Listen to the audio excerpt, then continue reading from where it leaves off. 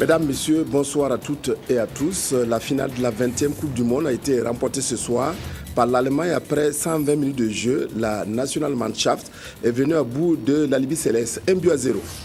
La Commission nationale des droits humains mène depuis 13 ans des activités de lutte contre les violations des droits de l'homme au Burkina et pourtant elle est très peu connue par le public. Ce sera le sujet du dossier signé Karim Patrick Namouano.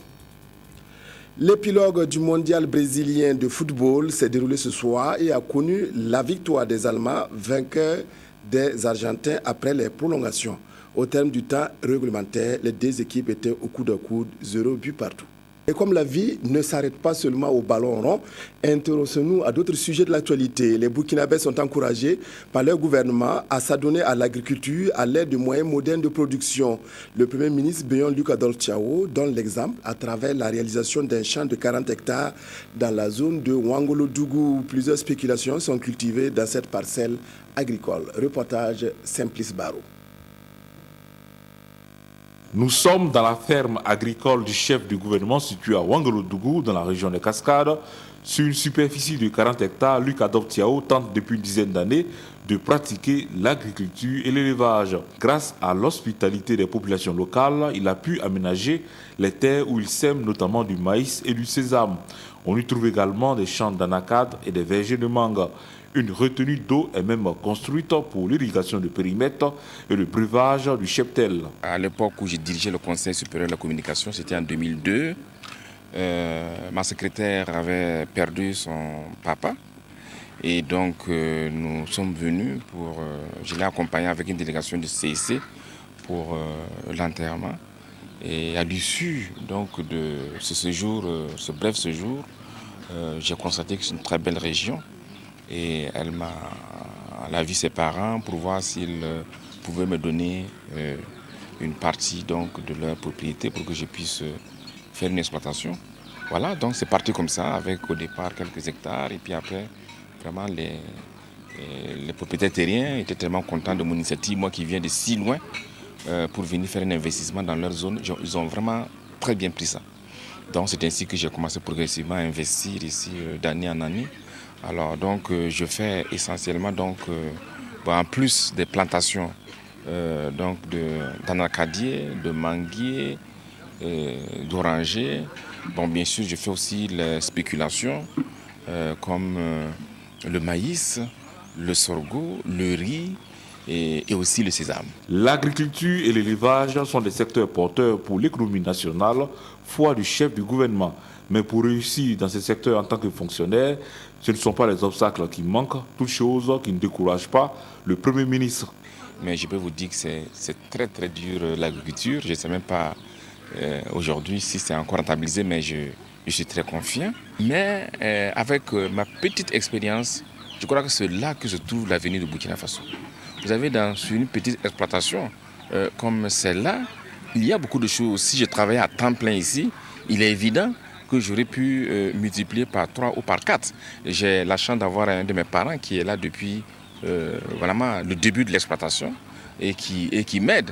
Et je pense que s'investir dans l'agriculture, il faut soutenir vraiment les agriculteurs. Comme quoi, tout travailleur salarié peut s'adonner à une des activités de production en vue de contribuer à la sécurité alimentaire du Burkina. La campagne nationale de reboisement 2014 a été lancée hier à Kari, localité située à une vingtaine de kilomètres de Dodougou dans le Moun. C'est le ministre d'État, ministre chargé des relations avec les institutions et des réformes politiques, qui a présidé la cérémonie de lancement. L'objectif cette année est de planter 11 millions d'arbres à travers tout le Burkina. Reportage Moussa Sanon. Tout comme les autres campagnes de reboisement au Burkina, celle de 2014 est axée sur la mise en œuvre du concept planton responsable ou encore de la poursuite de l'implication et de la responsabilisation des collectivités territoriales dans le processus de création et de gestion des forêts. Et en choisissant cette année le thème « Une commune, une forêt pour lutter contre la désertification », c'est toujours une invite en vue d'accroître la production et la productivité agro-silvopastorale et ce, à travers la restauration des terres dégradées et également la conservation et la gestion durable des ressources forestières. Le problème de la déforestation, le problème de la sauvegarde du couvert végétal, la biodiversité, le problème de l'avancée du désert ne peut être résolu que par des actions volontaristes soutenues qui impliquent l'action individuelle et collective. C'est pour ça que nous avons pensé qu'au-delà de l'appel à ce que chacun plante des arbres, il faut aussi que nous voyons large. Et comme dans le cadre de la décentralisation, beaucoup de pouvoirs et prérogatives sont confiés aux communes, le gouvernement pense qu'il faut cette année, à travers la campagne de reboisement, amener effectivement ces dernières à une prise de conscience dans l'entretien du couvert végétal, des aires protégées et des forêts. Il y a une grande responsabilité parce que la divulgation des animaux, nous avons un problème. Les gens veulent, quand on parle d'élevage, des zones d'élevage, les gens ne nous comprennent pas. Mais chacun veut conserver des animaux même en ville, ce qui n'est pas correct. Mais c'est un travail de sensibilisation, nous allons le faire jusqu'à ce que nos populations comprennent que l'entretien de ces arbres-là, de la forêt, c'est pour nous. Un engagement réitéré au lancement de la campagne de reforestation 2014, un engagement bien apprécié par le parrain de la cérémonie, l'ambassadeur de la Chine-Taïwan, qui espère qu'au même titre que les autorités communales, que les populations à la base puissent adhérer à l'initiative. Vous le savez, c'est aussi pour le bien-être de la population. Donc il faut beaucoup de moyens pour sensibiliser tous les habitants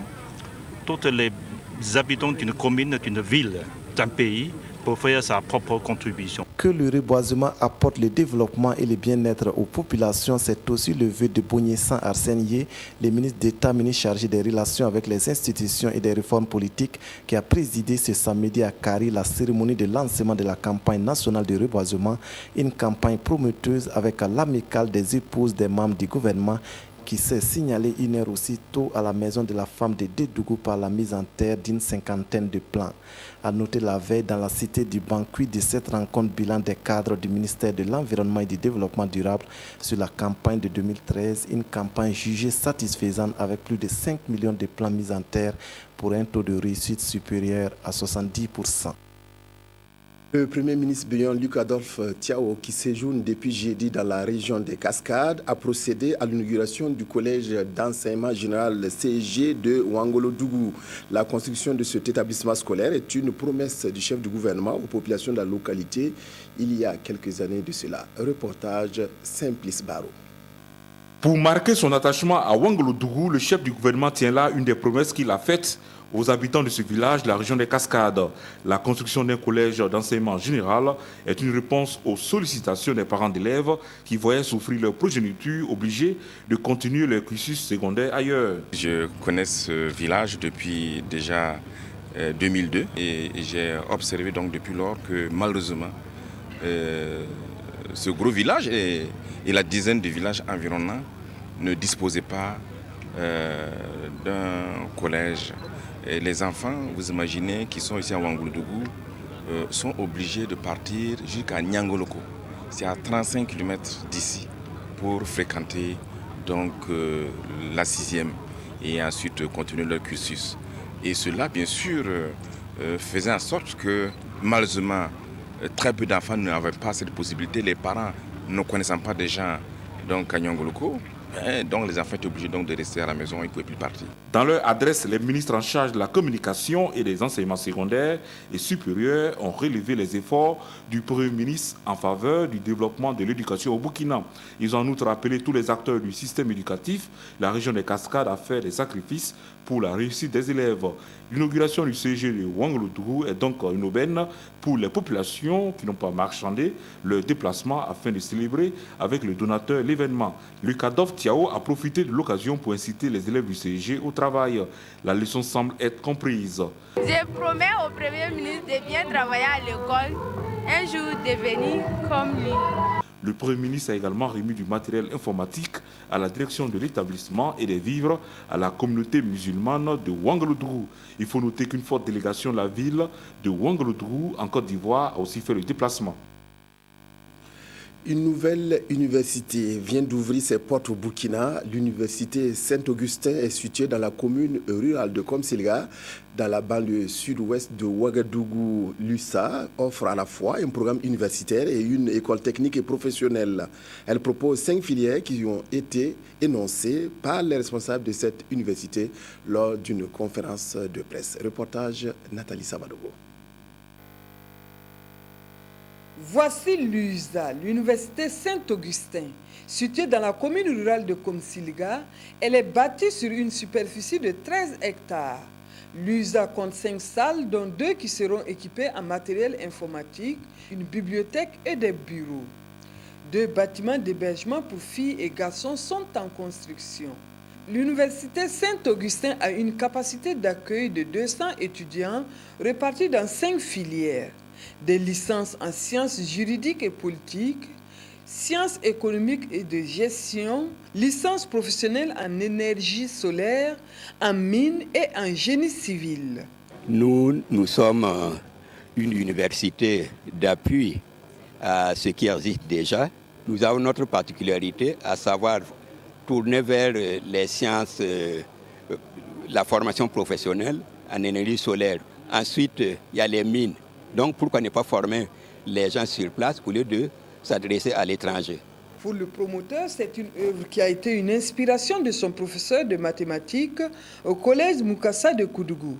Il apporte ainsi son soutien au gouvernement pour le développement du Burkina Faso. Il estime son investissement à plus de 300 millions de francs CFA. Ça a été une inspiration émanant encore du frère Bona, qui a trouvé que c'était une très bonne chose, parce que l'État en a besoin.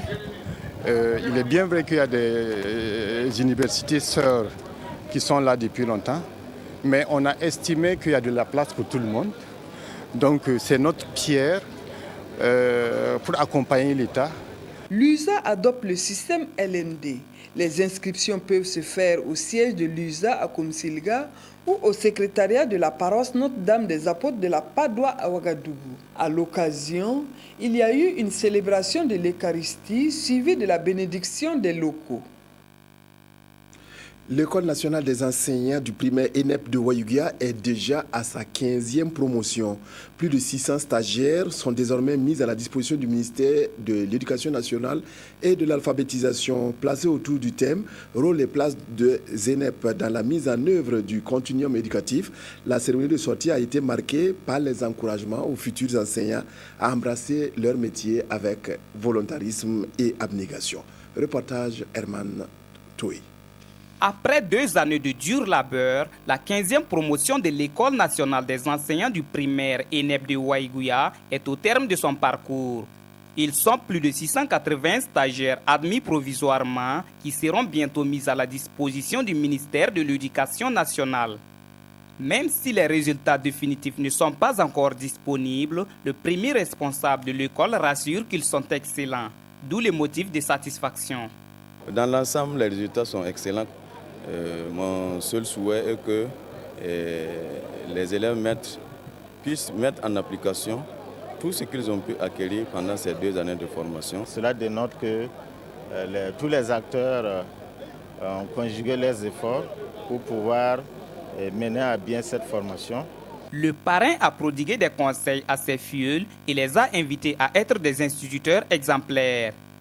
Ils ont choisi d'être des enseignants, qu'ils soient fiers d'être enseignants. Ils vont travailler à mériter cette fierté-là, aussi bien de leurs collègues, mais également de l'ensemble de la population et de l'ensemble de la communauté éducative.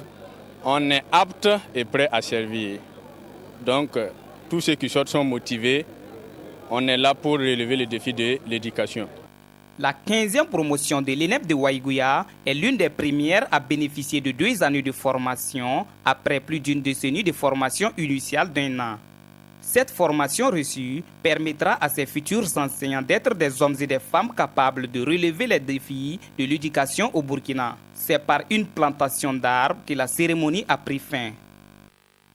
Les parlementaires de la CEDEAO qui étaient réunis à Ouagadougou dans le cadre de la réunion délocalisée de la commission mixte du Parlement ont proposé la création d'un centre régional de ressources et renforcement des capacités en matière de TIC. Ce centre sera créé pour les parlementaires de la sous-région. Précision Anna-Lucie Kéré. 3 experts, dont le chargé des télécommunications à la commission de la CEDEAO, la communauté des États de l'Afrique de l'Ouest, se sont succédés pour présenter 5 communications. Des communications portant notamment sur le dispositif institutionnel dans l'espace communautaire pour le développement des télécommunications, la politique de développement des services de communication électronique en faveur d'un marché commun régional, les enjeux et les opportunités des TIC, les technologies de l'information et de la communication. Ce qui a permis aux participants de mieux cerner le thème de leur rencontre, le développement du secteur des télécommunications en Afrique de l'Ouest, défis et perspectives. Pour être outillés, nos pays doivent dans ce domaine-là mettre un certain nombre de directives en place pour que on puisse arriver à la date qui a été fixée comme la date limite, participer à ce grand événement planétaire.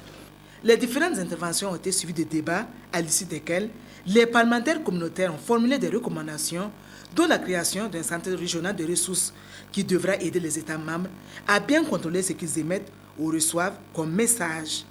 Qui ne maîtrise pas le circuit de traitement de l'information est pratiquement en insécurité. Et les travaux de ces 4 jours nous ont permis justement de nous rendre compte de cela et de réaffirmer cela dans les recommandations, invitant donc vraiment la Commission à tout mettre en œuvre pour réussir ce projet d'interconnexion et d'autonomisation de nos télécommunications au niveau de la région.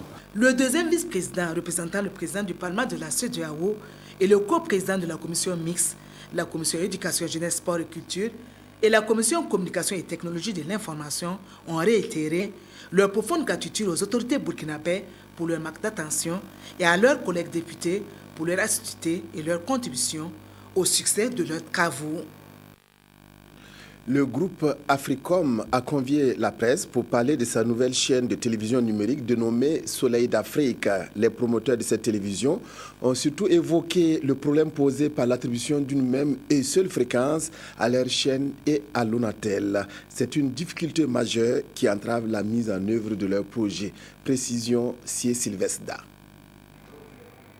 Soleil Télévision est présenté par ses promoteurs du groupe Africom comme étant la première télévision numérique au Burkina et au sein de l'espace UEMOA. Un décodeur et une antenne distribuée par le groupe permettent de recevoir les images. Actuellement en phase expérimentale, Africom dit faire face à pas mal de difficultés liées notamment à l'exploitation de ces fréquences. J'ai reçu une fréquence en 2008. Et ça m'a permis de travailler sur cette fréquence pour pouvoir commander le matériel que je commandais et à travailler pendant des années avec mes fournisseurs et pouvoir mettre en place ce projet. Donc à un moment donné, on m'a dit que la fréquence était sur la même fréquence que la fréquence du CDMA de Lonatel.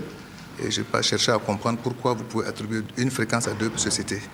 Donc, mais pourquoi nous sommes même au même pied d'égalité, nous sommes tous des sociétés de droit burkinabé. Nous avons tous le même droit. Je ne comprends pas pourquoi aujourd'hui je suis dans mon droit, je paye, je ne dois rien à l'ARCEP ou je ne dois rien à qui que ce soit par rapport à ça. Je ne comprends pas pourquoi on m'a signé des huissiers pour me faire arrêter parce que tout simplement c'est Lonatel. Mais ce n'est pas moi qui ai fait la faute. Le groupe Africom chiffre ses investissements à coût de milliards et son dispositif sera à même d'héberger les chaînes de télévision et de radio nationales pour la diffusion en mode TNT. Une manière pour les promoteurs d'apporter leur touche au développement du secteur privé et soutenir l'État burkinabé dans la mise en œuvre de la TNT. Ma structure peut aujourd'hui apporter un plus à l'État, surtout dans le domaine de la TNT. Si l'État dit aujourd'hui, prenez toutes les chaînes locales et les mettre ensemble pour qu'on puisse voir comment ça va se comporter, comment les populations vont apprécier. Voilà une idée. Moi, je le ferai pour eux. Si l'État me dit, monsieur Cissé, nous avons des techniciens, est-ce que vous pouvez les prendre en formation chez vous? Je vais le faire. Parmi les correspondances qu'Africom a reçues de l'ACEP, il ressort que l'autorité propose de nouvelles fréquences au groupe. Des propositions que Kader Cissé et ses collaborateurs rejettent. Je ne peux pas comprendre que toutes les télévisions ont des licences de 10 ans. On m'impose une licence de 1 an avec des papiers qui sont mal faits. Je pense que il faut que les gens arrêtent parce que ce n'est pas encourageant. C'est frustrant que quand même des gens s'endettent et que les gens puissent investir des tant de milliards pour qu'on fasse ça. Au moment où la conférence de presse prenait fin, aux environs de 18h, arrivent ces hommes qui disent être des envoyés de l'ACEP avec un mandat du procureur du Faso, les autorisant à mettre sous scellé les installations du groupe Africom. Mission qu'ils ont exécutée. L'ONG Oxfam, avec le soutien financier de la coopération française, apporte une aide alimentaire aux ménages pauvres de la région du Centre-Nord. 3200 ménages de 17 villages vont bénéficier de cette aide pendant cette période de soudure. L'ambassadeur de France au Burkina a procédé le 8 juillet dernier à la distribution des vivres à Tofogo, village bénéficiaire de la région. Reportage C12 ans. Présent à Tafgo, village situé dans la commune de Tougouri, l'ambassadeur de la France a voulu constater les conditions de distribution de vivres d'un programme d'aide alimentaire français. Alors, je suis satisfait parce que j'ai vu tout à l'heure dans quelles conditions et à qui étaient distribués également des sacs de 100 kg de sorgho. Ça n'a de sens pour moi que la France, comme d'autres pays, fournissent une aide, que si on peut voir sur le terrain qui sont les bénéficiaires et quels gains ils en retirent.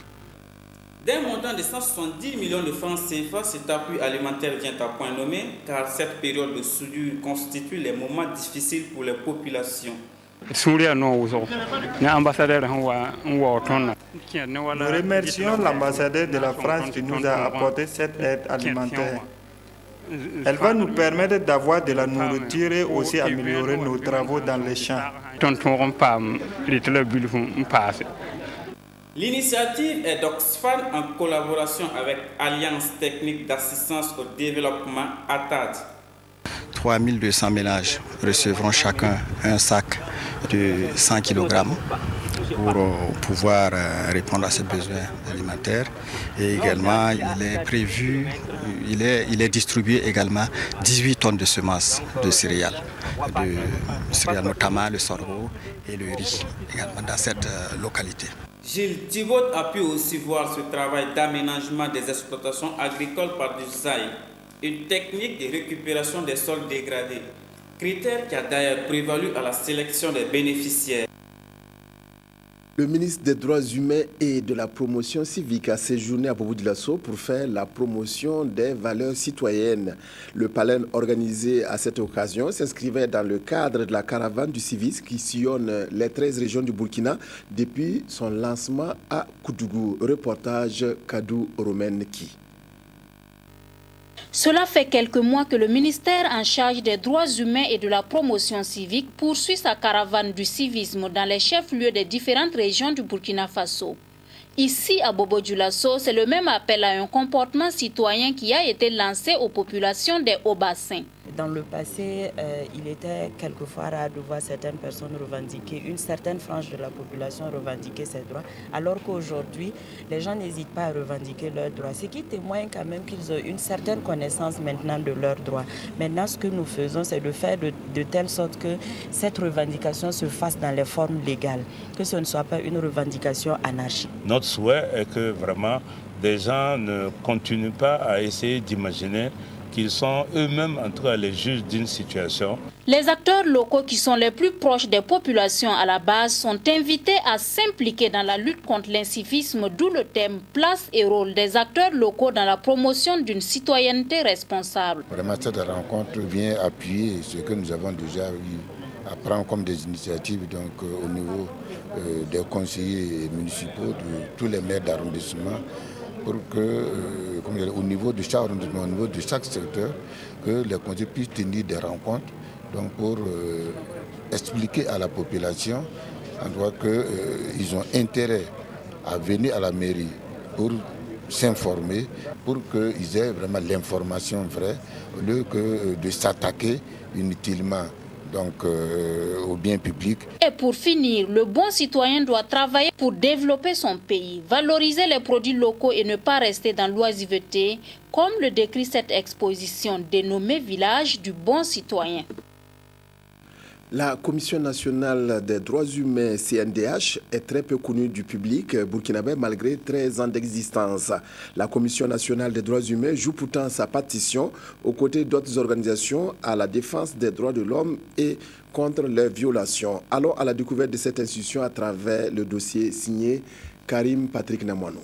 La CNDH? Non, je ne connais pas la CNDH. CNDH?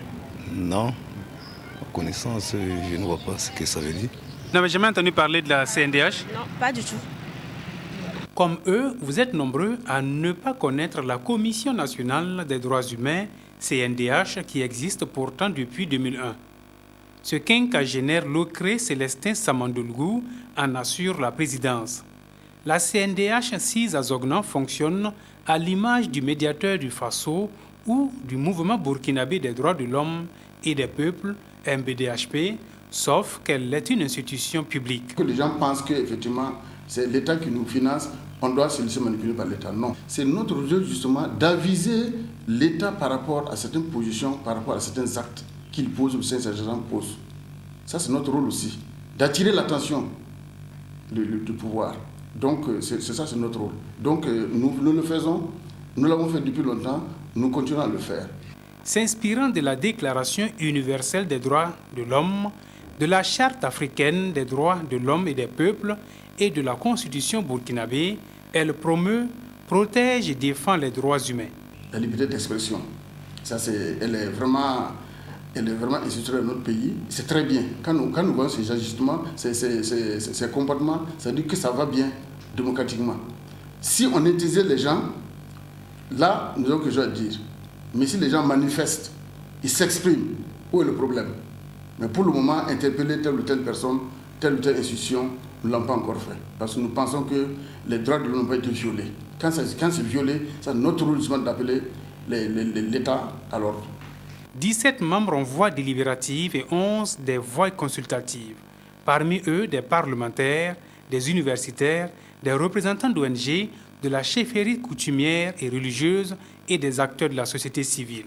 Et nous, les personnes handicapées, nous avons toujours plus ou moins été victimes de quelques violations de droits humains. Et la CNDH, notre présence, va certainement nous permettre de contribuer aux côtés de la CNDH à travailler dans le sens de l'établissement du service. En plus de protéger les personnes vivant avec un handicap, la défense des droits des détenus est en ligne de mire. Prends l'exemple de la prison de Koudougou. Pour 100 et quelques personnes, ils sont moins 300. Ce n'est pas la seule prison, c'est un peu partout comme ça. Il faut que nous essayons de voir comment il faut faire. Il y a des dossiers traînants qui pendant en justice. Il faut que nous essayons de voir. Il y a des détenus, il faut faire la différence entre détenus et prévenus. Installée à Ouagadougou avec tout de même une compétence nationale, la CNDH a un goulot d'étranglement. La difficulté première, c'est le personnel. Je peux dire que je suis le seul permanent avec un secrétaire général, avec 2 agents. Cette difficulté n'affecte en rien les ambitions de l'Ocré Célestin Samandoulgou, qui attend un appui financier du ministère des Droits humains et de la promotion civique pour aller en croisade contre quiconque violerait les droits humains. Première rencontre des associations nationales de pouvoirs locaux des pays francophones d'Afrique s'est tenue vendredi dernier à Ouagadougou. La rencontre s'est penchée sur la pérennisation du Centre international de formation des acteurs locaux en tablant sur ses défis, priorités et perspectives. Reportage Nathalie Savargo. Les présidents des associations nationales des pouvoirs locaux des pays francophones d'Afrique réunis à Ouagadougou. Ils vont mener la réflexion sur la problématique de renforcement des capacités des collectivités locales en Afrique, faire le bilan des actions menées par le Centre international de formation des acteurs locaux CIFAL, dégager des perspectives et proposer des solutions appropriées pour améliorer la capacité financière du centre. Il faut dire que les techniciens municipaux, c'est eux qui accompagnent les collectivités locales. Donc nous avons renforcé les capacités de plus de 1000 acteurs locaux et nous avons mis en réseau plus d'un millier et plus d'une vingtaine de pays pour qu'ils échangent sur les acquis, les expériences qu'on voit en matière de gestion des déchets, en matière de mobilisation des ressources au niveau des collectivités locales. Cette première rencontre placée sous le thème « Pérennisation des acquis du CIFAL Ouagadougou », défis, priorités et perspectives pour l'après 2016, août 2016, fin du don à CBF, devrait permettre de baliser la voie à la mobilisation de financements conséquents pour soutenir la mise en œuvre efficace des activités de CIFAL Ouagadougou en vue d'améliorer la gouvernance locale. Si nous voulons que la décentralisation apporte le développement auquel nous aspirons, il faut que nous ayons au niveau local des acteurs locaux tout aussi formés, voire mieux formés que ceux qui sont au niveau central, parce que ce sont des options politiques de développement par lesquelles nos États veulent atteindre ce qu'on appelle l'émergence. Le CIFAL Ouagadougou a été créé en juin 2013 sous l'égide de la mairie de Ouagadougou avec comme principal bailleur la Fondation pour le renforcement des capacités en Afrique, ACBF. Il a pour objectif principal de servir de plateforme d'échange et de rencontres pour le renforcement des capacités des collectivités locales d'Afrique francophone. Plus de 2000 jeunes des 13 régions du Burkina ont été formés lors de la campagne de communication et de formation des volontaires nationaux. La région du Centre a organisé sa session comme les autres régions au bénéfice de 600 jeunes volontaires. Cette campagne est entrée dans le cadre des activités du ministère de la Jeunesse, de la formation professionnelle et de l'emploi. Tobom Evelyne Dabiré.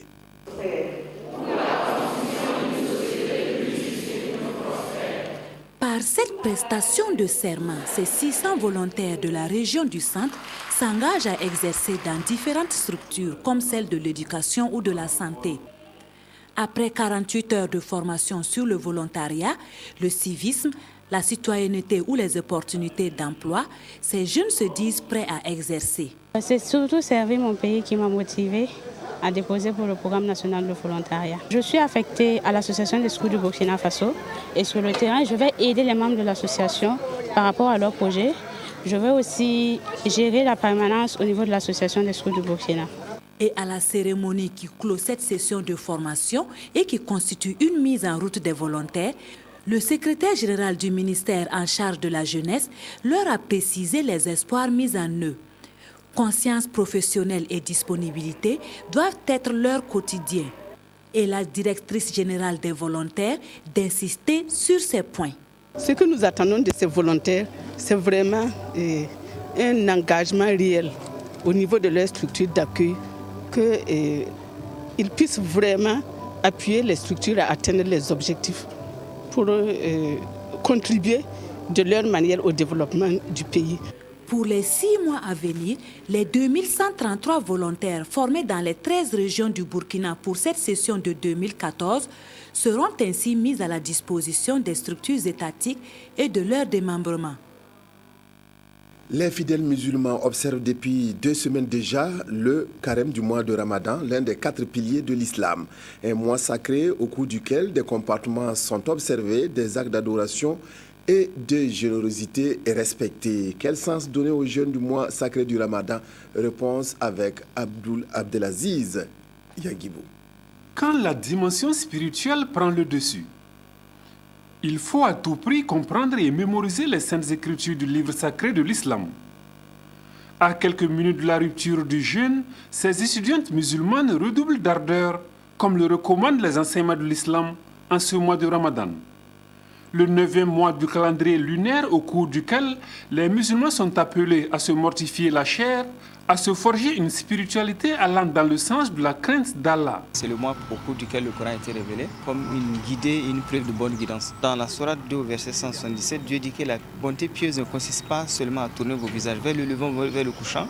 La bonté pieuse est de croire en Dieu, au jour dernier, au livre, au prophète, d'accomplir la salat, d'acquitter la zakat, de donner de son bien quelque amour qu'on en ait aux pauvres, aux nécessiteux, aux voyageurs indigents, pour délier les joues à l'orphelin, ceux qui sont endurants dans la misère et la maladie, les voilà les vrais pieux, les voilà les vérités.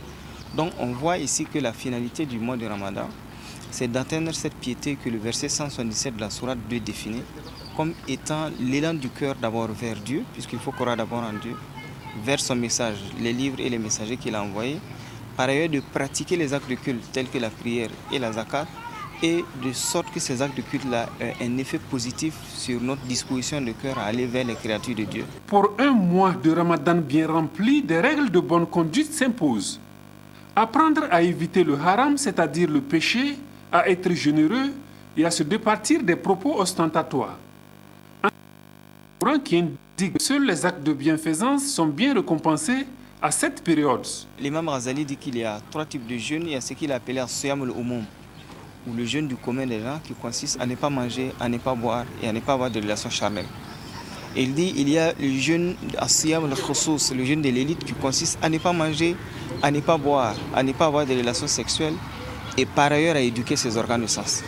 Puisque le prophète sallallahu alayhi wa sallam dit celui qui jeûne et qui ne s'abstient pas de mensonges ou de propos calomnieux, Dieu n'a nul besoin qu'il se prive de sa nourriture et de sa boisson. Et enfin, la 3e catégorie de jeûne, c'est As-Siyam al-Khusous, ou le jeûne de l'élite, qui consiste surtout à orienter son cœur tout entier vers Dieu pendant toute la journée de jeûne, du début du jeûne jusqu'à la fin, de sorte que le jeûne ait un impact positif sur nous à la sortie du mois de Ramadan, Inch'Allah. Conformément aux préceptes de la religion prêchée par le saint prophète Muhammad, Il est recommandé de manger avec modération et d'éviter l'excès et le gaspillage, surtout au moment venu pour la rupture.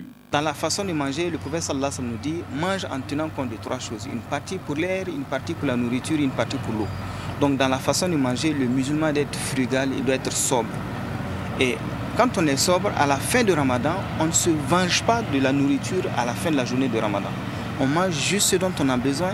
Et le prophète sallallahu alayhi wa sallam nous a donné un excellent modèle quand il nous demande de manger des dattes qui sont légères et qui sont riches en sucre. Donc nous remontons rapidement notre taux de glycémie et nous donnons de l'énergie à notre organisme. Le temps d'aller à la prière, on peut boire également, puisque le prophète sallallahu alayhi wa sallam dit romps ton jeûne avec des dattes.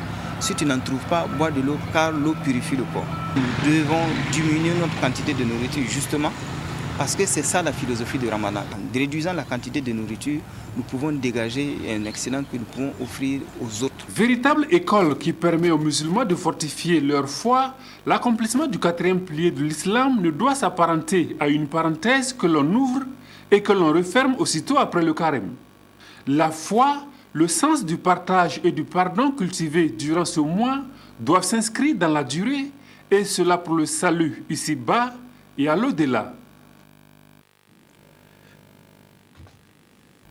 À la fin de cette édition, l'unique de la soirée, Coupe du Monde oblige. Merci de votre aimable attention à la RTV.